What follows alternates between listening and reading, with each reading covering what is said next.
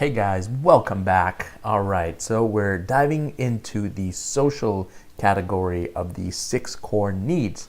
And I'm really taking my time with these, so I hope you're enjoying them. This one's one of my favorites. Being social, that's kind of something that I've always been really good at, and that has come quite natural to me, even though I'm an introvert.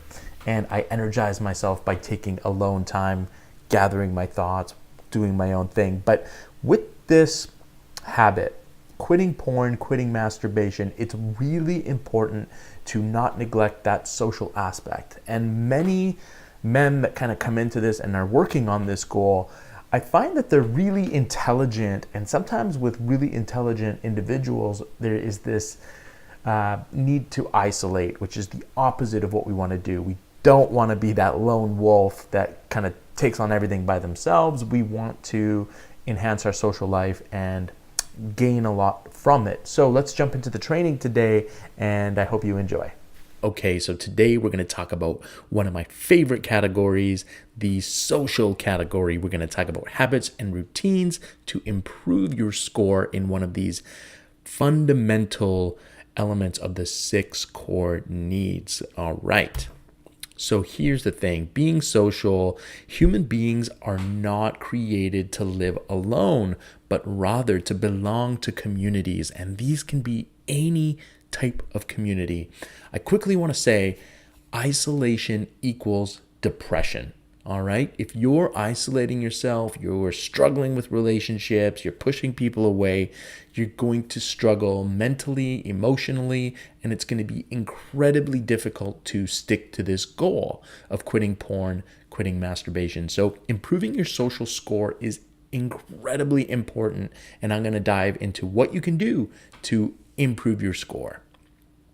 I'm going to cover a couple of things today. We're going to cover some quotes that are really powerful that you can print out, take a screenshot, memorize, and read over just as a reminder of how important this is. We're going to talk about some of the benefits of being social. It's actually a scientific chemical thing. Also, we're going to talk a little bit about attachment theory, which I think is important. And we're going to talk about the things you can do, the habits, routines to really work on this goal right away and start to bump up your score. So let's jump into it. Here we go. In our addictive behaviors, we are trying to achieve connection. Think of it, the bliss of a hit of dopamine from social media, a notification, a message, all of which is our attempt to reach across the abyss in an attempt to not feel alone or disconnected. The way to overcome this constant striving for connection is to feel connected again with someone in real life. This is friends, family, partners, community, you name it. That's a quote by Russell Brand in one of his new books about addiction. I love it. One more quote for you. Addiction is a secondary problem that comes out of a primary problem. So when we put all the emphasis on the secondary problem, but don't pay attention to the primary one, then how can we possibly succeed? That's from Dr. Gabor Mate. He's amazing. Check out some of his work online. Here's the thing. The environment matters, and we often act as a symptom of problems in our environment. And in this case, again, we're going back to that idea of the 6 core needs.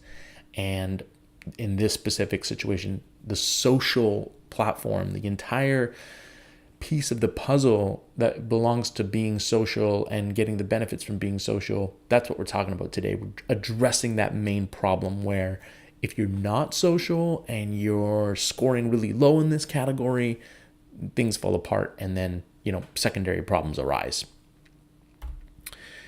Here are the benefits of being social and improving your social score and finding happiness in this category. Intimacy and connection release feel-good hormones that are more addictive than cocaine. Think about it. Look at a lot of the youth these days. They party so much. I mean, here's what we're going to talk about. There's healthy social, there's unhealthy social, right? But at this point, any kind of social activity is going to stimulate you and help you stay away from porn. And that's what we want. So think about the youth and how they party and they stay up all night and their lives are like revolving around spending time with each other. That's because there's this chemical thing that happens when you spend time with another person, you bond with them.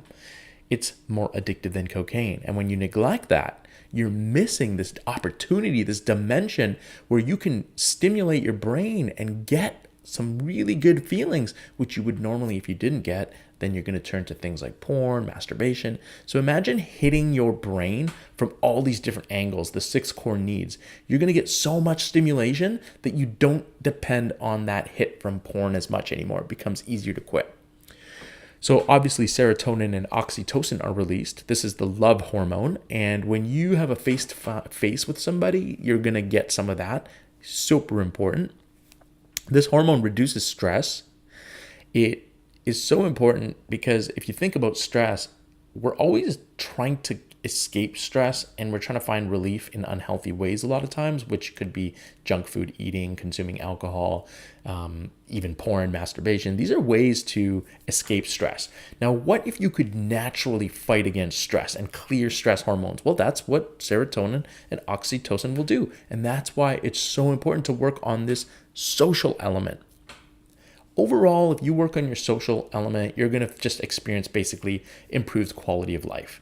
And when your life is good, you're less likely to turn to things like porn and masturbation to try and give yourself a quick pick-me-up. Does it start to make sense now? I hope so. We're going to talk about something very important and how it all comes together. We're going to talk about attachment theory right now. See, we are all hungry for love and connection. And porn offers us artificial connection. It's basically like empty calories. So if you think of the basic human need to feel connection and feel love, if that is what fills us up and fills up our tank and gives us that nutrition, we are going to get hungry and we're going to long for that. There's no way to avoid it. It's a basic human need. If you don't address that, what happens? You turn to junk food to fill yourself up. If you're hungry and you reach for empty calories like cookies and junk, you're just putting stuff in your mouth to temporarily feel better. But guess what? You're not getting the nutrition that can actually make you feel better and help you long term. And that's the issue with porn and masturbation. It is empty calories that temporarily relieve you of that hunger. But it never truly satisfies, and it always leaves you feeling empty and malnourished over time, and then everything degrades in your life. That's the danger. If we address that core need, the attachment theory, if we could address that need for love and connection, we're going to be so much better off in this goal. All right, that was a rant, but let's move on. Attachment theory. Humans have 2 basic needs, okay? So this is the attachment, connection, love, and authenticity. What does the authenticity means? Well, it means that when you attach to someone or something, it allows you to be who you truly are and continue the connection. So what does that mean in like a child and a parent relationship? Well, the child looks up to the parent and forms an attachment. That's the first basic need. And the parent gives it love, it gives it nurturing, it gives it protection, it gives it all these things through that attachment that happens. Now, a danger arises when the parent sucks, and a lot of us grew up with shitty parents. I don't mean that, I mean the parents did what the best that they did or they could at the time, so no judgment or anything like that.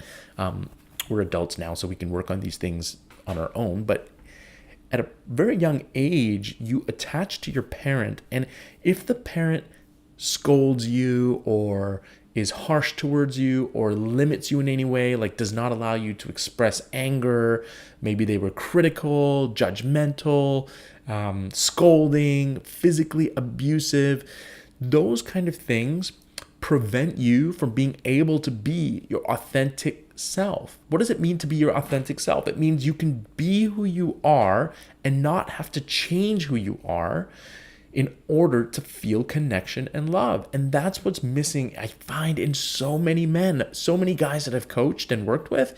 They've had this issue, myself included, where we grew up in an environment that did not foster unlimited love. We kind of didn't get that. All right.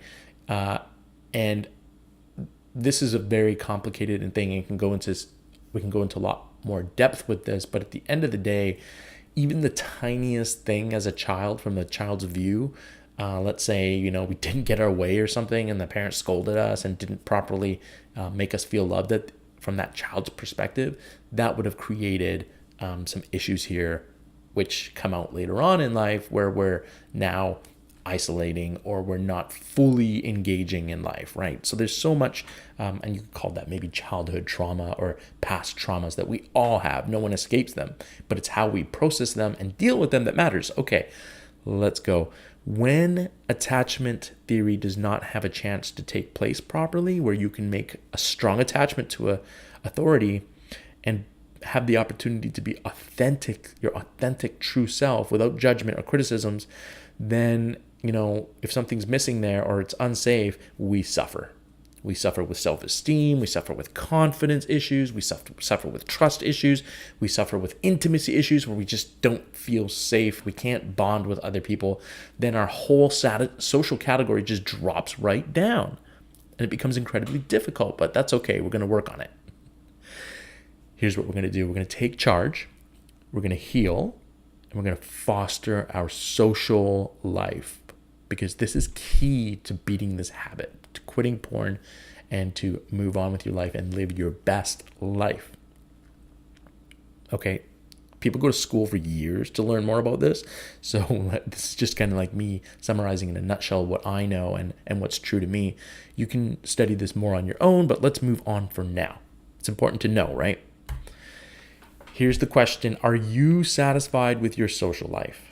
Are you feeling supported, energized by your tribe, by your community?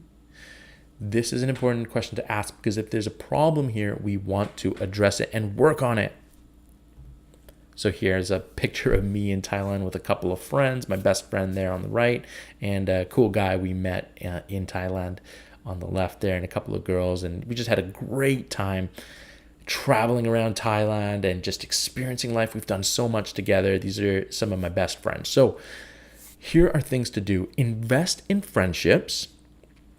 Now, I've been lucky and blessed to have fostered friendships in high school that have carried with me for life, and we spend a lot of time together, and it's amazing. Friendships are important, and so is community. And what do I mean by community? This is the organization or group that you belong to beyond just friendships. And what I found in my life is I've compartmentalized different friendships. So I got the friends that I travel with, friends that I play sports with, friends that I go to spiritual meetings with. I just have like a wide variety. And what I've started to do is just blend them together. So I'll invite friends from my hiking group into like my spiritual group, and we'll all learn together. And it's an investment, right? The best way to have more friends, if you're struggling here, is to be a great friend. What people don't realize is that you actually have to put yourself out there, make times, organize, set ideas, and you need to pull people in to your world, and you need to spend time and nurture. It's like a plant. You just can't expect it to be around. You actually have to water it and feed it in order for it to grow. Friendships are like plants. You need to put the energy into it in order to get a little bit back. It's a giving, not a taking. That's huge. Have more one-on-one FaceTime with your friends. Digital friendships are garbage. That's another thing I want to address, is this whole digital movement of social media and whatnot. It is, again, empty calories that do not feed your basic need and hunger to connect and feel love. Digital does not do a good job of that at all.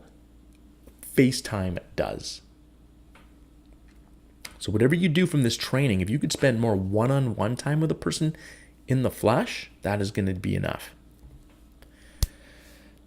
All right, here's a picture of me and my friends. We would, every summer, we would throw everything, all our camping gear on a boat and just travel out to this beach on an island and camp out there. And it was just the best. No reception, no cell phones, just having a great time, laughing, bonding, being able to be authentic, where we could just like do whatever we want without criticism or judgment. That's friendship.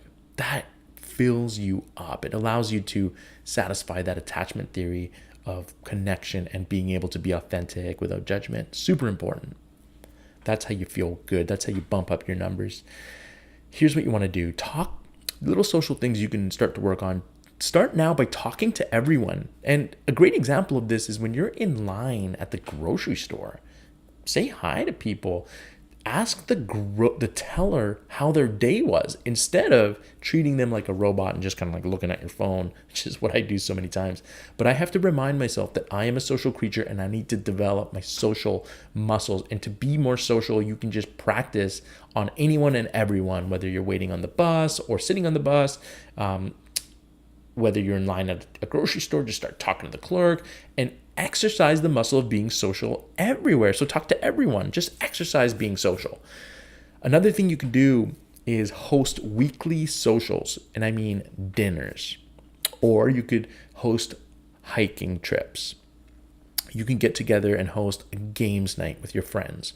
So you can really become an ambassador of socialization, and you can become a connecting hub, bringing all these people together. And I really encourage you to think about the social category that way. Like, you take charge, you make it happen. Don't wait for other people to invite you or things to happen and then you're in reactive mode. No, I'm talking about be proactive with your social life. It's a matter of life or death when it comes to quitting porn. And if you want to take it seriously and you want to overcome this thing, you're going to have to put in that energy. But here's the good news. When you're practicing what we're doing right now, quitting porn, quitting masturbation, you're going to be supercharged with confidence and energy, and this is going to come so much easier to you. So take advantage of that. Take advantage of that momentum and that power you have, and really start to push yourself out of your limits and get social and have fun. And this doesn't have to be a nightmare if you're antisocial or you're introverted by nature, which I am.